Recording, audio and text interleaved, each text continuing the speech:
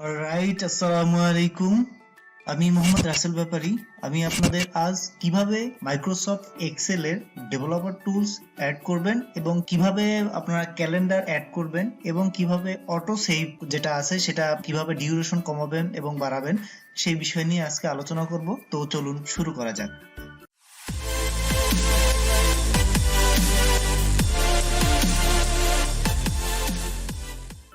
প্রথমে আমরা Microsoft Excel open করব।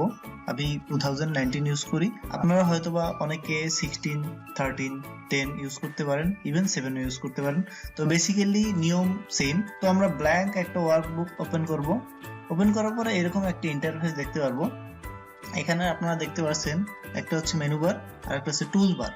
তো মেনু বারে এখানে কিন্তু ডেভেলপার টুলস নাই। আপনারা যদি ক্যালেন্ডার অ্যাড করতে হয় অবশ্যই আপনাকে প্রথমে ডেভেলপার টুলসটা অ্যাড করতে হবে আপনার মেনু বারে। তো চলুন আমরা মেনু বারে কিভাবে ডেভেলপার টুলসটা অ্যাড করব সেটা দেখে নিই।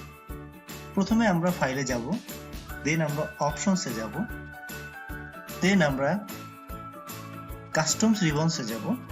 যাওয়ার পরে আমরা এখানে দুইটা টেবিলের মতো দেখতে পাবো। তো আমরা ডাইন সাইডে টেবিলে চলে যাব। যাওয়ার পরে এখানে দেখেন ডেভেলপার টুলসে টিক মার্ক দেয়া নাই, সেই কারণে আমরা কিন্তু এখানে ডেভেলপার টুলসটা দেখতে পাচ্ছিলাম না। সো এখানে যদি আমি টিক মার্ক দিয়ে দিই এবং জাস্ট ওকে করে দিই, দেখেন এখানে কিন্তু আমার ডেভেলপার টুলসটা অ্যাড হয়ে গেছে।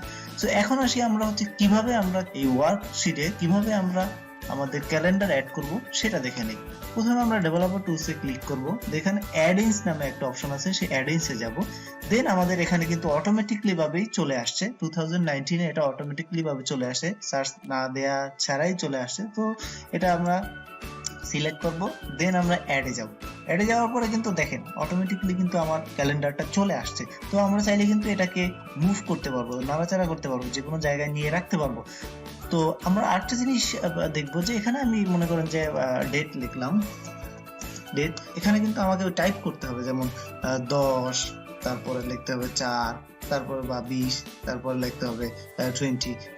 এইরকমের কিন্তু লিখতে অনেক সময় লাগবে। সো এটা হচ্ছে একটা মানে টাইম ওয়েস্টের কাজ। তো আমরা জাস্ট খালি এখানে সিলেক্ট করব, জাস্ট আজকে যেহেতু 27 তারিখ ক্লিক করব, দেন অটোমেটিকলি চলে আসবে এখানে, বুম। তো এটা কিন্তু একটা বিষয় ছিল। তো আমরা এখন দেখেন আরেকটা জিনিস খেয়াল করেন, এখানে কিন্তু এটা ফিক্সড হয়ে গেছে, এটা এখান থেকে কিন্তু আপনি চাইলেও নড়াতে পারতেছেন না।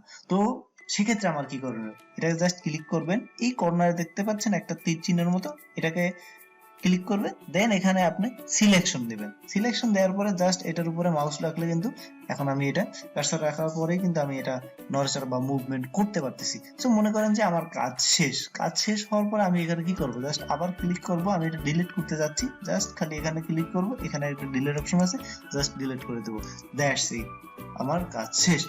সো এবার আমরা দেখব কিভাবে আমরা অটো সেভ করব বা কিভাবে আমরা অটো সেভ করতে পারি, সেটা কত ডিউরেশনে বা কত মিনিট পর পর আমার অটো সেভ হবে, আমার মনে না থাকলেও অটো সেভ করে নিবে, সেই জিনিসটা আমরা দেখবো। সেখানে প্রথমে আমাকে ফাইলে চলে যেতে হবে, দেন অপশনে আসতে হবে, দেন আমাকে এখানে সেভে যেতে হবে। সেভে যাওয়ার পর এখানে দেখেন অটোমেটিকলি 10 মিনিট দেয়া থাকে। তো এটা 2 মাস টাইম, আমরা হয়তো পাই 10 মিনিটে একটা কাজ নাও করতে পারি, হয়তো আমাদের 5 মিনিট পর কাজ করার পরে আমার ল্যাপটপটা বা আমার ডেস্কটপটা বিদ্যুৎ চলে গেল বা ল্যাপটপে আমার ক্রাশ হলো, তো সেক্ষেত্রে আমার কিন্তু এই 5-7 মিনিটের যে কাজটা হলো সেটা কিন্তু শেষ, আমি যদি সেভ না করি। তো সেক্ষেত্রে আমাকে এখানে আপনি চাইলে 2 মিনিট, 1 মিনিট দিয়ে রাখতে পারেন। আমি 2 মিনিটই প্রেফার করি। তো 2 মিনিট দিয়ে দিলাম, 2 মিনিট দেওয়ার পরে জাস্ট ওকে করে দিলাম। এখন যতগুলো আপনি কাজ করবেন সেটা কিন্তু আপনাকে 2 মিনিট পর পরে কিন্তু সে সেভ হয়ে যাবে। সো এই ছিল আজকের মতো। তো বন্ধুরা, ভালো লাগলে লাইক, কমেন্ট, শেয়ার করবেন। আর হ্যাঁ, সাবস্ক্রাইব করতে ভুলবেন না। আমার চ্যানেল যদি নতুন হয়ে থাকেন অবশ্যই সাবস্ক্রাইব করবেন, আর যদি অলরেডি সাবস্ক্রাইব করে থাকেন তো থ্যাংক ইউ সো মাচ। দেখা হবে নতুন কোনো ভিডিওতে, কথা হবে নতুন কোনো বিষয় নিয়ে। ততক্ষণ পর্যন্ত ভালো থাকুন, সুস্থ থাকুন। আল্লাহ হাফেজ, আসসালামু আলাইকুম।